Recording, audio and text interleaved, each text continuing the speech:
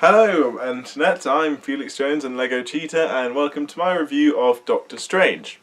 So quickly, just a couple of little good news things. I've got a new review coming out incredibly soon, and I've also my Doctor Who review, which was taken down a few months and months ago.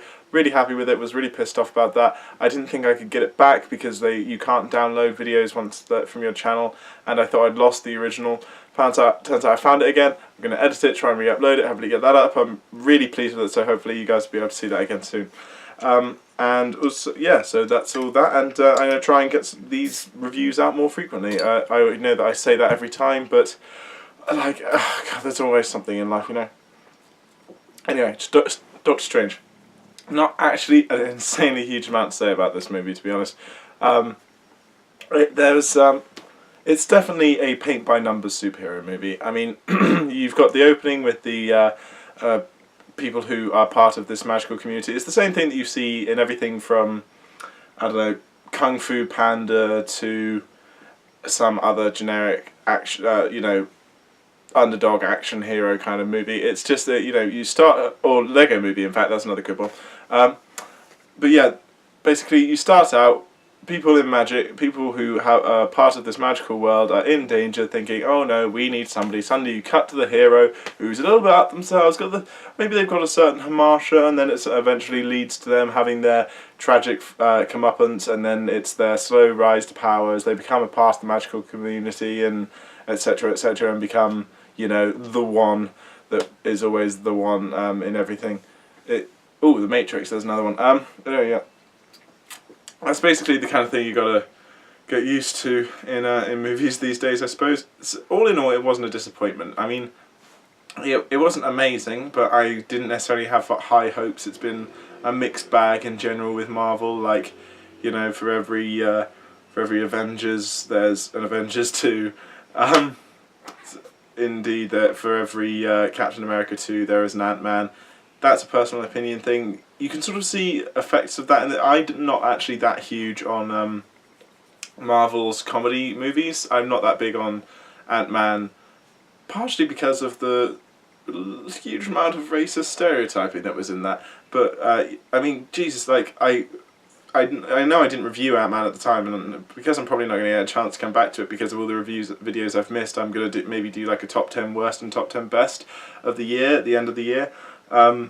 Just to quickly talk about Ant-Man, I could not believe that moment when they had the Russian character, who's obviously played by an American, say, first time he sees Ant-Man transform, he goes, "This is the work of gypsies."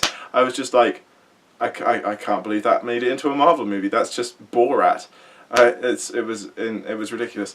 That aside, I'm not that big on the Marvel comedies. I think it kind of messes up how one is meant to perceive the universe, because I know that you can have I know that you can obviously balance comedy with seriousness, but it kind of goes too far in either direction a lot of the time, and there's no balance being struck. I just wish more people could watch Joss Whedon stuff. Without even thinking of the Avengers, I immediately think of Joss Whedon, of people who are really good at balancing levity with a serious tone. Either way, when you've got some really comedic, light-hearted movies going on in the Marvel Universe, it makes it hard to tell exactly what parts you're meant to take seriously. I mean, with Captain America 3, they really knocked that out of the park, because there were some really funny moments in that, as well as it being a pretty decent, serious movie.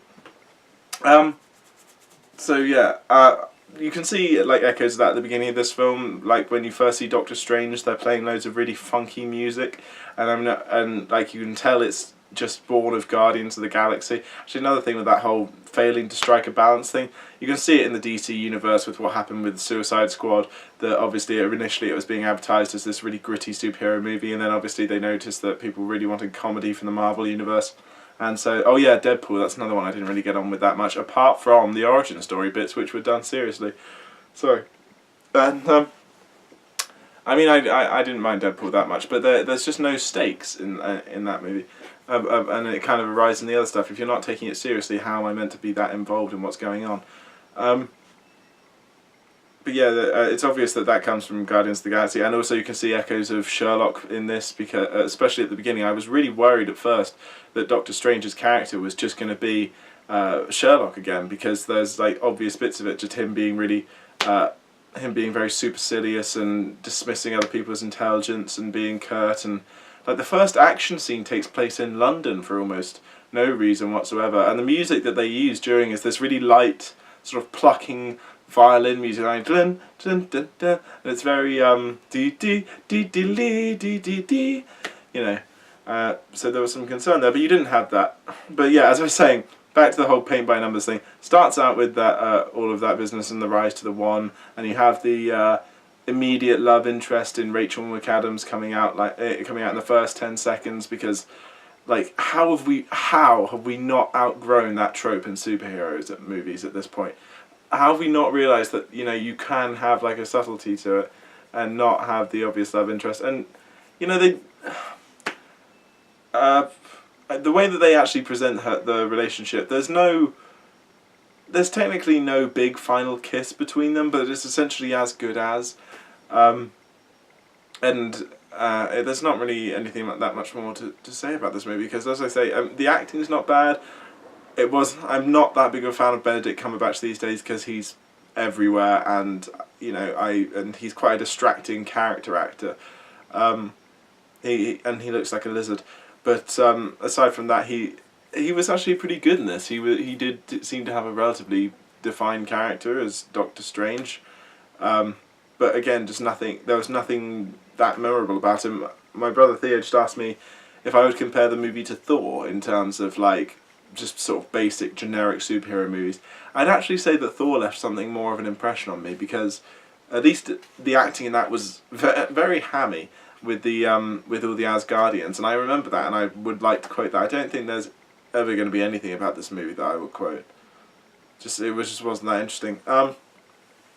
In ways, it's not even really a superhero movie. It's kind of more like Kung Fu Panda, in the sense that it's about sort of mystical, spiritual powers and such. Hello, sorry if one of my pet rats has turned up.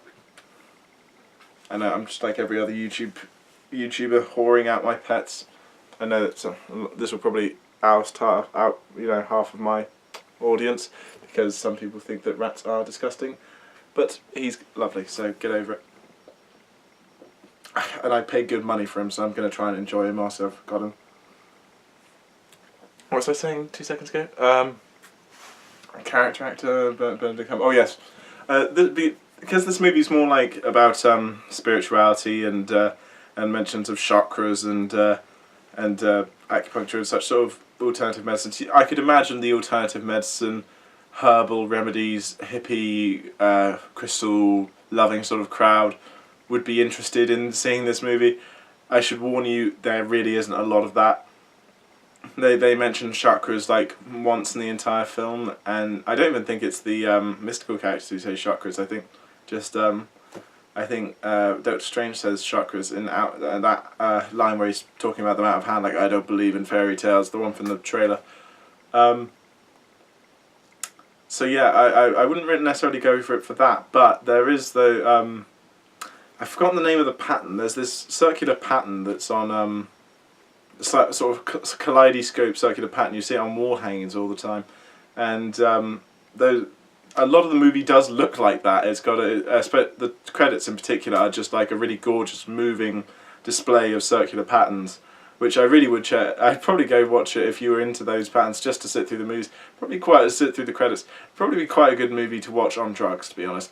There's a lot of really cosmic sections where Doctor Strange is flying in between dimensions.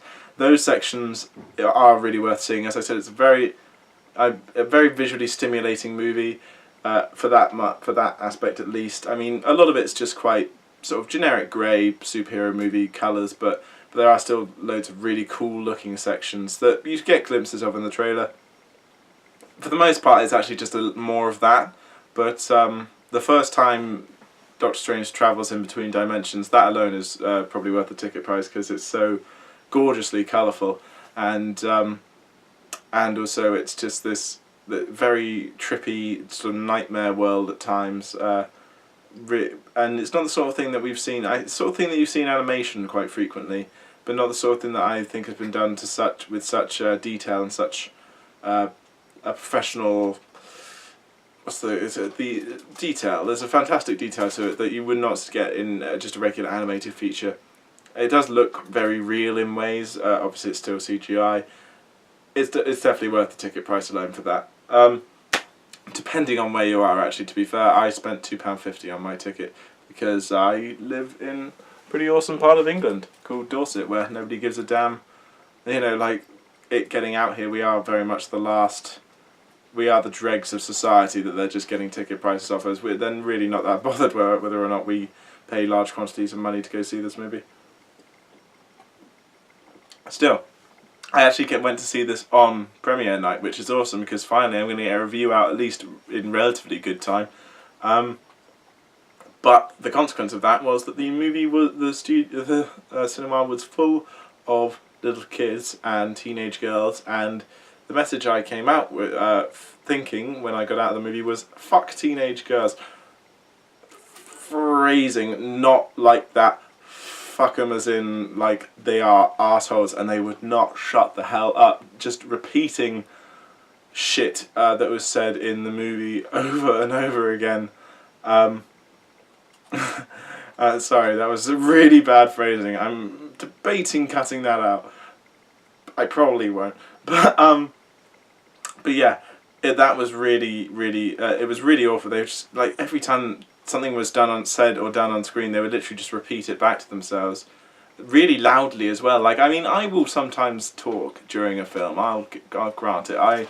If I'm watching a bad movie, then it just turns into MST3K for me. You know, I'd be leaning over to my friend, we're riffing it back and forth, whispering, but whispering all the same. That's the important part. We're not just like loudly yelling like "ow, owie" during the action scenes. Ooh, ow! And it's like, oh god, it was just bad riffing. Like it wasn't even jokes. It was just making noises. Very annoying.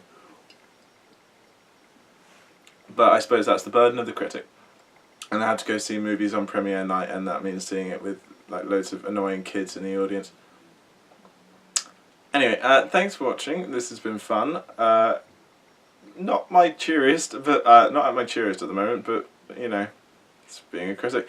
Anyway, yes, thank you very much for watching. It's been quite fun to talk about this movie. As I said, go see it if you want to see like a pretty basic movie.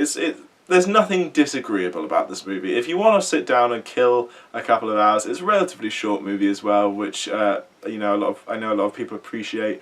Not an attitude I approve of. A movie should take as long as it takes to, you know, be watched. But if you don't like that huge amount of commitment and you don't mind watching a movie that's probably slightly worse off for it, you should go check this one out. And you know, obviously if you are into the Marvel Universe, you're going to see it anyway.